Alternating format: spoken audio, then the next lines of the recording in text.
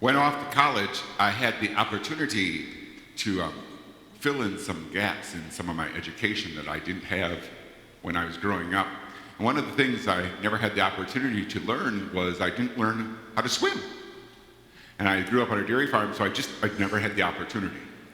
So in college, they were also offering a FIAD class for beginning swimmers, and I decided I'd sign up. So I got to the class on the first day, and there was about 20 students in this class, and only 2 of us actually couldn't swim, right? The other 18 took it for an easy FIAD credit. And I discovered that day that our instructor was an ex-military drill instructor. And so he had us on the first day of class. He says, well, I'm going to teach you and start by the basics. And he lined us up from height order. And then he had us get in the pool and hold on to the edge of the wall and go to the deep end. And he was holding this big pole, and he would stand in front of a student, and he would tell them to let go of the wall and tread water. And they did that all the way down to me. And he gets to me, and I didn't let go of the wall. And so finally he asked, well, are you going to let go of the wall? And I said, I would if I knew how to tread water. So he explains to me how to move my arms and my hands and to pedal my feet like a bike. And I let go of the wall, and I sink to the bottom of the pool.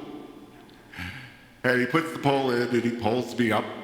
And then he carefully explained the things I was doing wrong, and I let go of the wall again and again, sank to the bottom of the pool.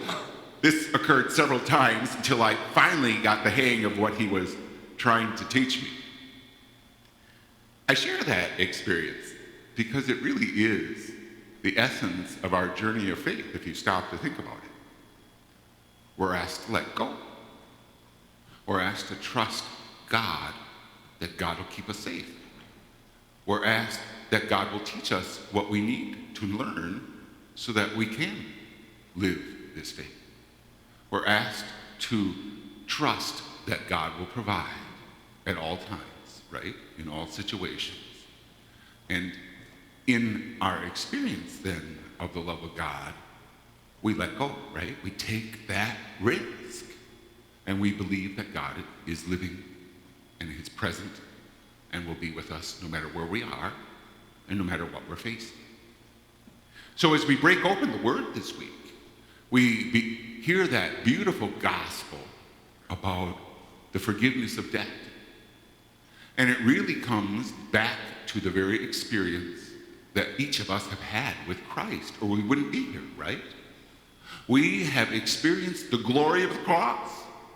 We have experienced the life of Jesus Christ poured out upon the cross to forgive us our debt, to free us of our sin, to free us from the darkness that imprisons and captures the human being, so that we can now experience the freedom of the love of God to experience the life that He created us to have. That's why we're here. That is our experience of this great and profound act of love, this sacrifice, this life poured out to give us life.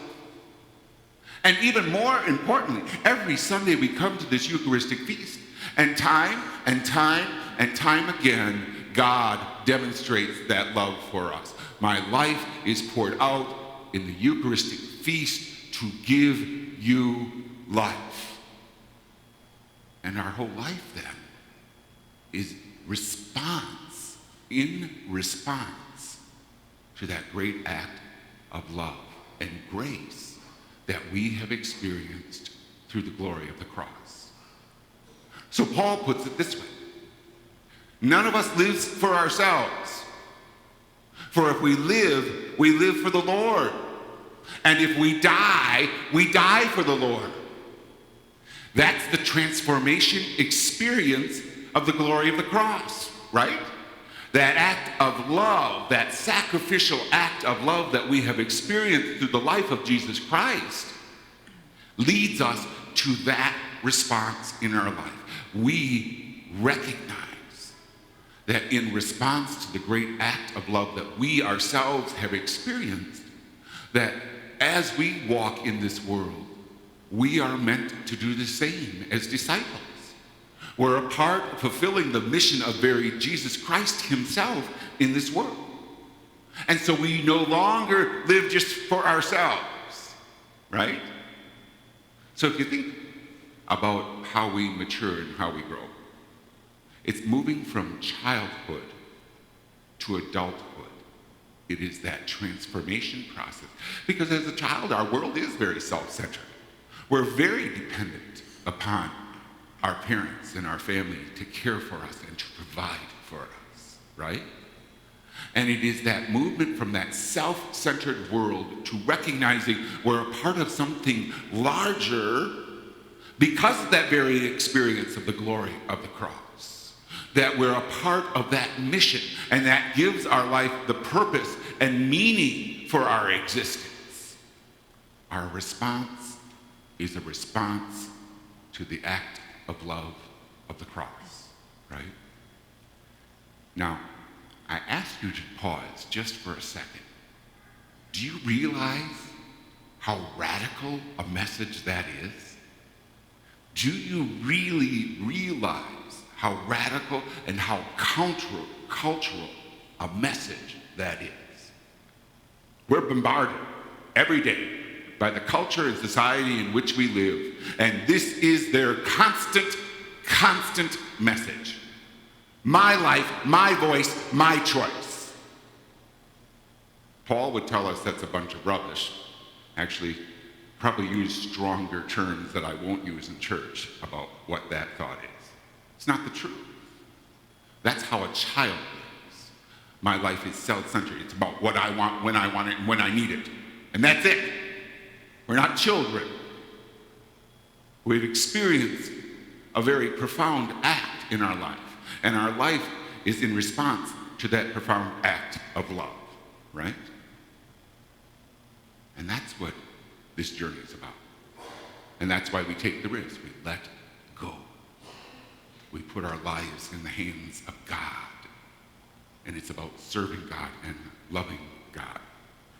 So I would tell you there's three essential aspects of being able to do that, to live our faith like that. And the first is one of the great gifts of the Holy Spirit, and that's the gift of understanding. God didn't teach us anything else. He taught us about understanding. He understood we're human beings. He understood we were flawed and wounded and needed to be healed.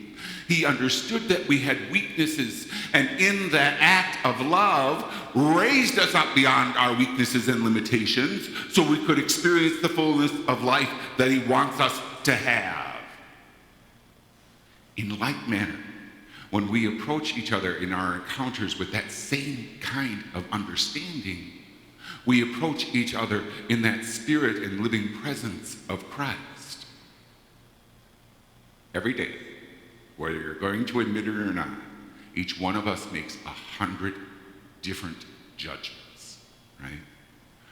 We judge constantly every time we encounter each other in this world. We make judgments about appearance. We make judgments about dress. We make judgments about choice. We make judgments about lifestyles. We constantly make judgments, right? And those judgments are meant to be tempered with understanding. Because we ourselves realize that sometimes we make a choice and we made a rash choice, and so we did something bad, right? We made a bad choice. And we ourselves realize how easy it is, human beings, to be caught up in what I want so much that I forget that what I'm doing has a direct effect on everyone around me. That's the reality. Understanding, right? Limitations and weaknesses and the need for healing, just as we have those in ourselves. And then that understanding leads us to walk with one another and respond to one another in a way that raises up, right? Raises up, provides healing. Understanding, essential, because then understanding leads us to the next essential element, which is compassion, right? Without understanding, you can't have compassion. The ability to be compassionate with our brothers and sisters stems from that understanding. And it stems, I would tell you, as I grew older, my understanding of my own need for compassion grew, right? I knew how desperately I needed compassion, so I could understand how desperately my brothers and sisters in this world needed that same compassion. I like to consider something very ordinary in your life, right? So you're driving down the road, and you get a little crabby because someone didn't turn a blinker on, or they're driving a way that you don't really like, or they stopped at a light and the light changed green, but they weren't paying attention and they didn't leave quick enough, right? All these things. And then I tell you, I bet you've done it yourself many times, right? Right? I have. And yet we get frustrated when others do it. That's compassion, right? To know that we ourselves have done that and have the same need for that leads us to that sense of compassion, understanding, compassion. And then out of that compassion leads us to the act, right? And the act is the act of mercy. It's a gift of love. Remember what mercy is. It's not earned. It's not deserved. We cannot earn the life of Jesus Christ poured out upon the cross. We cannot deserve that. If your response to your brother and sister needs to be earned, well, then you paid them for the job they did. You did not contribute an act of love, an act of mercy at that moment. They had to pay for it or deserve it, right? Mercy, a gift, a free gift, a free response of love to one another. That is that very act of helping raise up to newness of life. That, in a nutshell, I would tell you is our journey, right?